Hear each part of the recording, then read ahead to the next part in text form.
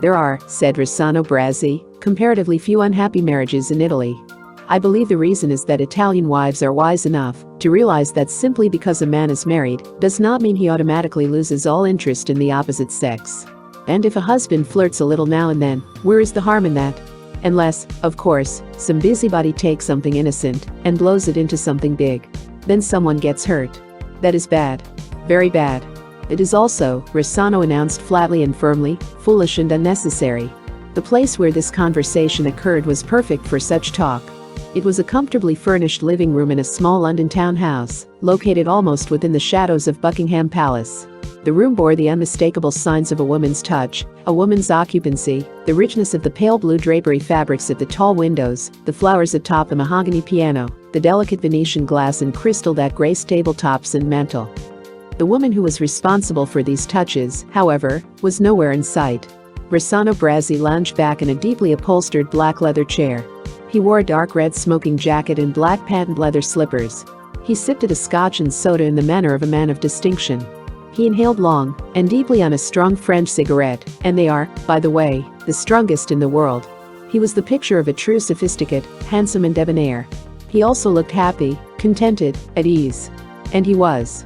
Please understand me, he said, with a trace of anxiety in his low, deep timbre voice, leaning forward and looking very sincere. I am not advocating the double standard.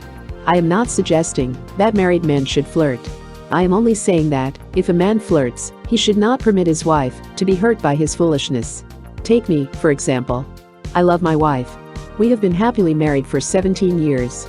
But, he set his drink down with a gesture of vehemence, and a note of defiance crept into his voice. Why should I not have the pleasure of looking admiringly at another woman, even, on occasion, of taking her to dinner? Should such a simple thing bring on tears? Recriminations? Should it send my wife rushing to the divorce court? Should it ruin her happiness? He answered his own questions with, nonsense. I agreed. However, didn't his attitude, while sensible in theory, require a certain amount of trust and understanding on the part of the wife? Any wife? Rossano nodded. But, he went on, actually, I do not believe it is the harmless little flirtation itself to which the wife objects. It is the way in which it is handled. You see, as I said before, the important thing is to handle it all in such a way that no one is hurt. How does a husband take some other woman out to dinner without hurting his wife? Why, by being careful to see to it that she does not know about it. And if his wife should happen to ask where her husband was until 11 o'clock that particular night? Ah, but that is just it. She doesn't ask. At least, and a fond, warm look came over his handsome Latin face. My wife doesn't. My wife is a wise woman. A very wise woman. For instance, he leaned back, stretched his legs out in front of him, and lit a new cigarette with a small gold monogrammed lighter. His every gesture was charming, smooth, dramatic. Almost too smooth, too dramatic. Did he really mean these things he was saying, or was he kidding? It didn't really matter. They still made good listening. First of all, Rossano continued, let us suppose Lydia, my wife, expects me home for dinner at 7 o'clock. Let us also suppose that somewhere in the course of the day, I have met a woman who intrigues me, who, for any one of a half-dozen reasons, I would like to know better. I ask her to dine with me. She promptly says, but you're married. I promptly answer, but of course I am married. She then says, and you would be amazed how consistent women are in their replies to these things, then how can you have dinner with me? My reply is always the same. My dear, I assure this young woman, I did not ask you to marry me. I merely ask you to dine with me this evening. It was now my turn to lean forward. And then, smiled Brazzi, looking like a cat who has eaten a particularly tempting canary, I call Lydia. I am careful to call her in plenty of time, so that I am not ruining a meal which she has gone to particular pains to prepare. I am very polite, naturally. And regretful, also naturally. I casually mention a script conference, a rehearsal. I tell her exactly what time I shall be home, and I am always home within half an hour of that time. But if this charming little flirtation is to remain charming, if it is to remain in the memory of both as a delightful interlude, everything must be carefully planned, and nothing left to chance. Where, for instance, will they go for dinner? Someplace out of doors, if the weather is nice. In Rome, he sighed, remembering, the weather is almost always nice. Blue skies, whitewashed buildings, a little restaurant atop a hill, perhaps one overlooking the Mediterranean. At such a place, He said, "There is almost no possibility of encountering someone I know who might later tell my wife, and, of course, make quite a story out of something that is not at all important, unless someone chooses to make it so." Rossano returned to his drink. He sipped it thoughtfully. There are many ways of handling these situations, but the best rule always is, quite simply, to use good taste. Again, I had to mention that it seemed to me these arrangements always required cooperation. Granted, Rossano's wife was most cooperative in not asking questions. Now supposing this young woman, with whom he wanted nothing more than a pleasant evening of talk, should impulsively lean forward as he was bidding her good night and leave a smudge of lipstick on his collar?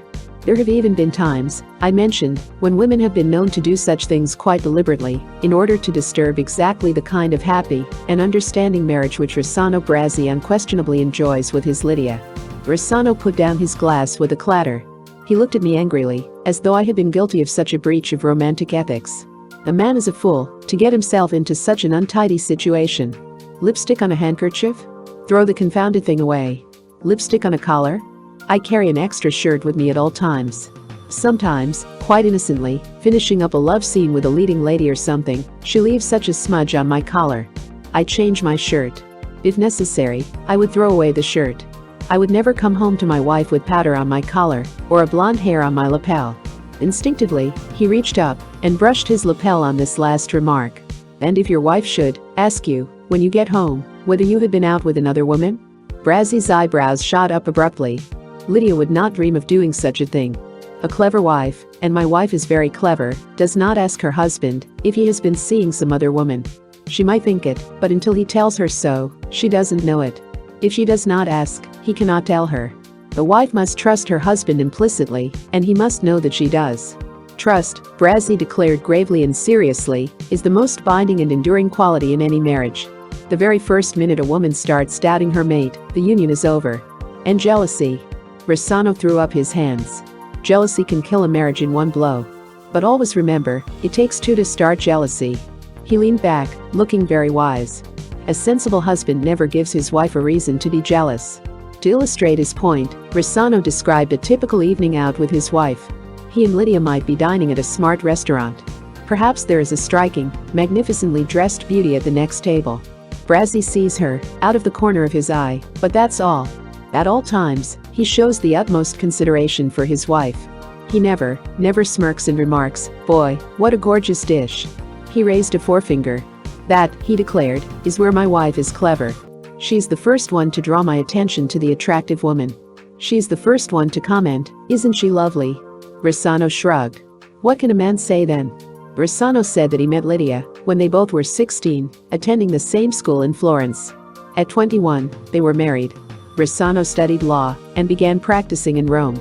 Then one summer he appeared in an amateur theatrical production. A film producer noticed him and signed him to a movie contract, and he has been an actor ever since.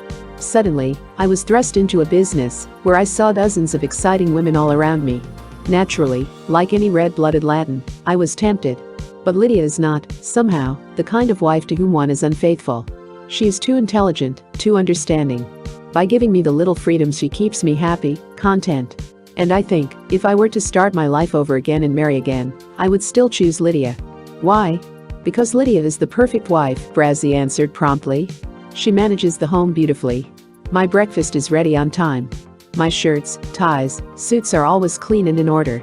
She takes down my telephone messages, reads my scripts with me, discusses contracts. She praises me only when I deserve it. She never gushes. She's real. She's honest.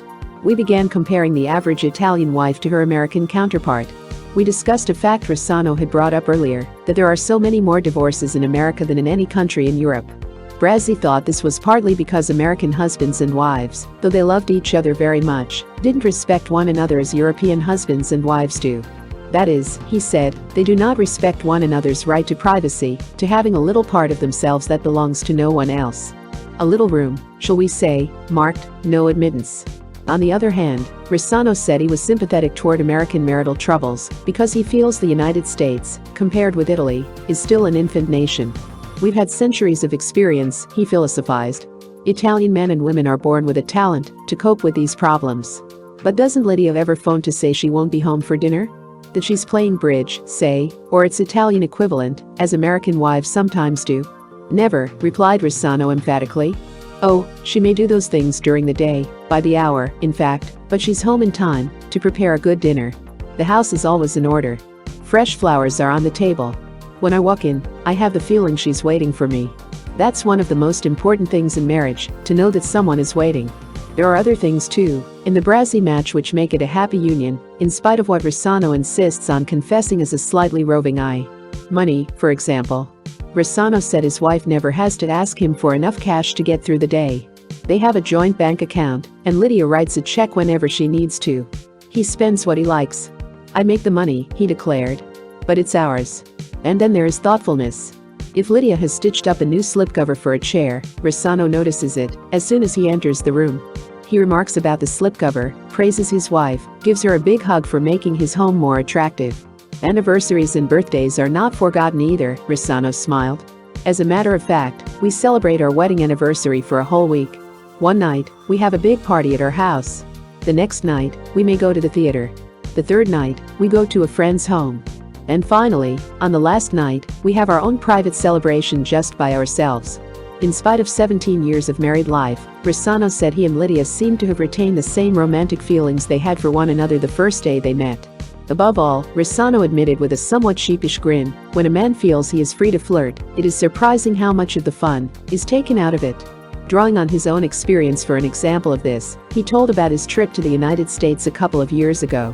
The studio asked me to go over to make personal appearances, publicizing summertime, he recalled. They wanted me to come alone, feeling I'd make a more romantic impression without my wife. Rossano said he discussed the proposed jaunt with Lydia, and she very wisely left the decision up to him.